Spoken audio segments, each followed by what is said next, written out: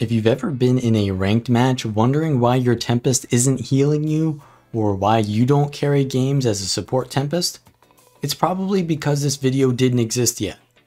Tempest has always been one of the most powerful supports in the game, and to me it is one of the most fun to play. So here is my full guide to Support Tempest. We'll be going over both the Earth and Fire variant builds, the core mechanics of Tempest, like where are all your heals coming from, and what skill rotations get out the most healing and peels for your allies. If you want to learn how to rotate as a Tempest around the map, then that's the same as any other support, and you can check out the full video for that linked below. First of all, you need to determine which build you'll play. Earth Tempest is much better against power and burst damage because it provides more protection to allies. It's tankier, but it's more selfish, so it doesn't heal allies as much, and has extremely low condition cleanse, which makes it vulnerable to condition builds. Fire Tempest has more healing due to more aura access, and has some of the highest condition cleanse in the game, but it can be squishy and easy to focus due to gaps in protection. With good positioning and knowledge of your build, you can survive and give your team heavy support to carry in ranked matches where condition builds are more popular. However, in automated tournaments, there will be more coordination and burst classes can focus you, so Earth Tempest may be better there if you aren't used to abusing terrain. For utilities on both builds, you take the Healing Shout, Wash Away the Pain, which you want to be very close to your target for the first pulse, since it heals the most on that one, and then heals less as the pulse widens. Glyph of Renewal is an important skill for reviving your downed allies. Even though you want to be healing your allies, much of your healing is AoE, and over time, your allies will still be susceptible to being bursted down, especially if they don't kite properly. And since fights can be decided by who gets the first kill, enemies will often focus one target. So this is a very key skill you always want as a support, and since it's so powerful, there's a lot of play and counterplay around it, with players trying to interrupt you as soon as they get one of your allies downed. You can either cast the skill on the down body, and then while it's casting, you can line of sight to prevent any players from interrupting you, or you can enable instant ground targeting with skill retargeting, and instead of moving out after confirming the location of your revive, you can stay in a safe place and then pre-cast the glyph and retarget it to the location of your ally. The second is a bit harder to pull off because you need to keep your cursor on the location the entire time, but it gives you more flexibility, especially if enemies try to knock your downed ally's body, so you can't glyph them. With retargeting, you would still be able to revive them so long as you keep your cursor on the downed body while they're being punted. The rest of your utilities as a Support Tempest are optional, but here are the most popular ones. Earth Shield is a great option because it makes you harder to focus by giving you higher toughness and vitality stats while you wield it. It has a magnetic aura on the 3 skill, which reflects projectiles, a single block on the 2 skill, which gives barrier if you successfully block. The 4 will pull enemies in and is unblockable, so it can be a huge playmaker for kills in teamfights. And the 5 skill is an invulnerability that requires you to stay in place. It's a very high value skill, but it takes time to use all of them, and it has to be cast before you're in trouble. If you're stun locked and you need your Earth Shield, you won't be able to access it. That's why a good alternative to Earth Shield is Mist Form. Mist Form is a stun break that also turns you invulnerable. You can cast Mist Form while stomping or reviving to secure the cast, which is a great utility, but otherwise it can be a selfish ability. For your last utility slot, you can choose between Lightning Flash, which is a low cooldown port, which can help you make plays, rotate faster, or to get enemies off of you. It isn't a stun break, but it's usually good enough. Then there's Aftershock, which is a low cooldown shout which gives magnetic aura and protection to allies in range and immobilizes enemies. As a support, enemies often will rotate around you by taking fights you aren't in to kill your allies before you can arrive to support them, and then focus you while you're isolated. This is why I prefer Lightning Flash. It provides more play potential. Aftershock has a much greater output, provided you get to those fights. The elite skill can either be Rebound, which can provide extra healing and auras as well as an intervention effect to stop lethal damage, but it's otherwise low impact. compared to Tornado, which you can pulse the 3 skill which knocks enemies back every 3 seconds, and the 5 skill is a charge that knocks back enemies in its path. Tornado is great for countering other Tempests' Glyph of Renewal and for aggressively peeling for your allies when your auras are on cooldown. For the Fire variant, take the Sage Amulet. Tempest usually does more power damage, but because your damage is so low anyways, the power damage doesn't scale much. Since Fire Tempest has plenty of fire auras, it does more damage by simply getting hit since it's focusing on healing anyways. Take the Traveler rune for movement speed because it won't be using the Swiftness trait. Then take Transference and Energy Sigils on a dagger focus. In water, take the Auto Frost aura trait and Soothing Disruption for lower cooldowns on cantrips. If you aren't using Lightning Flash, Tornado, or Mist Form, then take the Cleanse on entering Water Attunement, but I always use at least 1 or 2 cantrips, which is worth taking the cantrip trait. Then take Powerful Auras. This shares all of the auras you gain to allies within 600 range, essentially enabling a support playstyle.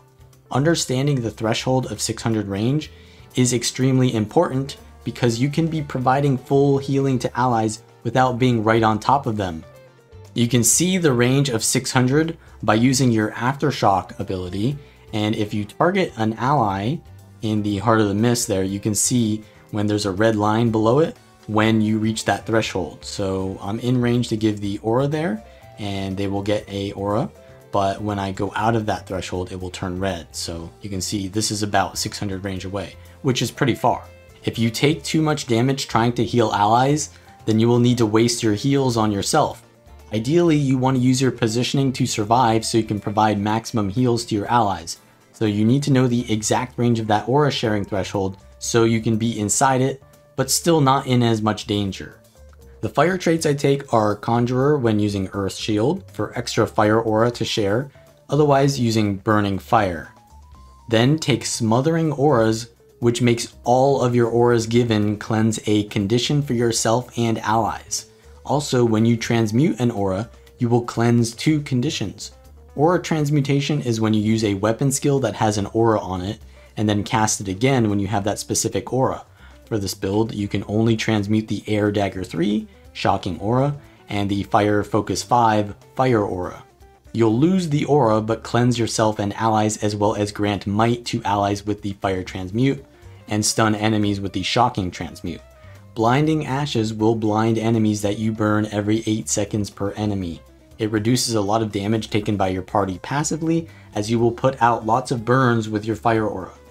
In Tempest, take Unstable Conduit, which will give you an aura on finishing an overload. Overloads are skills that become available 5 seconds after you enter an attunement. After recasting that same attunement, you will stun break, gain protection, cast a 4-second overload which has a strong effect for each attunement and will do an even stronger effect if it finishes.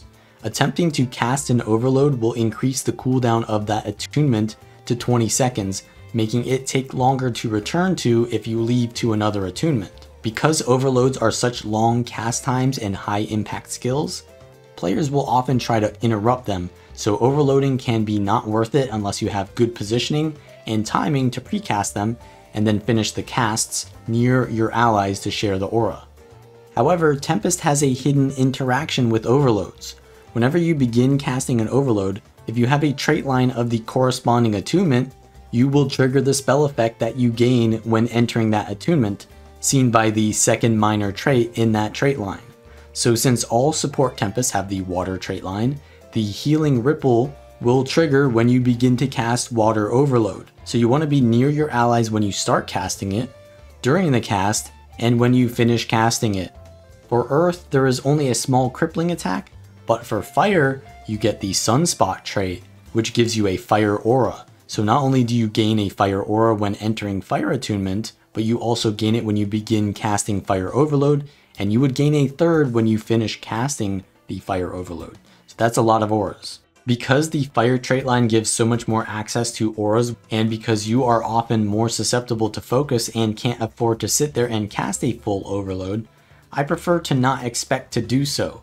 Instead of investing more into overloads by taking Harmonious Conduit, I instead go for Invigorating Torrents, which gives regeneration and vigor when you grant an aura to an ally. This regeneration almost doubles the amount of healing each aura gives from the Elemental Bastion trait, and vigor is extremely important to give allies because the more they dodge, the more they can mitigate damage, provided they can use their dodges. This is why Mirage, Vindicator, or any other class that gains effects on dodging has great synergy with Tempests, on top of it already being powerful. Now for the Earth variant, we'll be taking the Avatar Amulet with the Doliac Rune, Energy and Transference Sigils on the Dagger Focus. In Water, take the Condition Cleansing traits because you'll be lacking on cleanses. Still sharing auras though. In Earth, you take the Protection on giving auras, which when timed properly can mitigate plenty of damage. Lowered movement inhibiting condition durations on you because chill can be extremely dangerous to any elementalist. And Stoneheart, which makes you uncrittable while in Earth attunement. Much of the Earth trait line can be selfish, but it does make you extremely tanky for the ability to stand near your allies to support them, which is really good for the Water attunement. Water Overload is a major part of your healing because it's one of the few ways to actually cleanse your allies. So you want to take Harmonious Conduit to more reliably land your overloads, but you won't be giving out regeneration or vigor, so the sustain will be lacking. Okay, so now that we know what most of our skills do, how do we use them?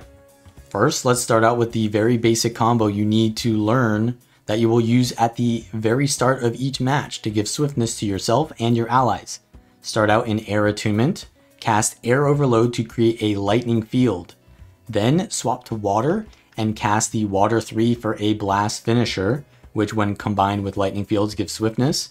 And then turn your camera up for the Comet, which will put it right in front of you. Then swap to Earth and use Magnetic Wave, which will give you 3 blasts for a lot of swiftness uptime. The next rotation you'll need to learn is the burst healing rotations. If you have all the time in the world to heal people, then these would not be the best. But since PvP is about burst and the counter to support is often burst, you need to be able to react and put out heals as fast as possible. For this reason, waiting for 5 seconds to cast a 4-second overload is not going to be fast enough for most PvP situations. As the Fire Tempest, you would want to start out in Air Attunement and use the Shocking Aura and then transmute it. This front loads an aura and gets the regeneration flowing while also dampening some of the damage your allies take with stuns and gives some cleanse. You can use the Gale or Swirling Winds while swapping to the next attunement, which would be Fire Attunement. Just swapping in will give you another aura, and while you have that aura, you can transmute it with the Fire 5.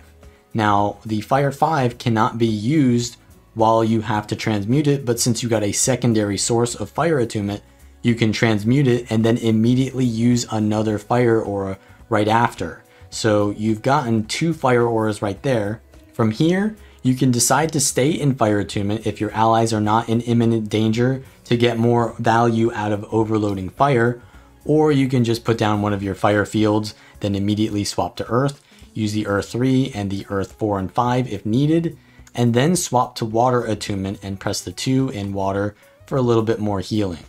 From here, you stay in Water Attunement for a bit until you can cast your Water Overload, but at this point, most of your burst healing should have been used, so you don't have many cooldowns to swap for. The Earth variant has a similar rotation, but it starts in Earth. You first overload Earth to give out tons of protection, and then you would go into Air, use the 3, 4, and 5, then you go into Fire, use the 5, and then you want to swap out of Fire immediately because Earth doesn't really get anything from Fire except a Fire field. And then you would go into Water, use the 2, and then you would overload it, probably going into your Conjured Earth Shield during this time. Notice how both versions of the Tempest go into Water Attunement last in this rotation, and that's because it provides the least amount of healing for your allies and takes the longest to fully get its healing out. So you get more value using all the burst healing from the other attunements and then letting their cooldowns tick while you sit in Water Attunement giving out the regeneration aura and waiting for the overload. So while Water Attunement gives the most healing, your allies may die before it goes off. You need to know when your allies are under a lot of pressure and preemptively prepare your burst healing rotation Then when your enemies are out of cooldowns, top off your allies with water attunement so that they aren't easily finished off. Also remember that all of the auras can provide their benefits from decently far away, meaning that when your allies are under a lot of pressure and you're doing your burst healing rotation, you don't need to be on top of them taking all that collateral damage. Stay safe but in range while doing your healing rotation. Then when you get into water attunement, you would need to be closer to your ally to heal them, hopefully after a lot of the damage has subsided. Good Tempest gameplay is about noticing the current level of threat and applying the correct healing for the situation.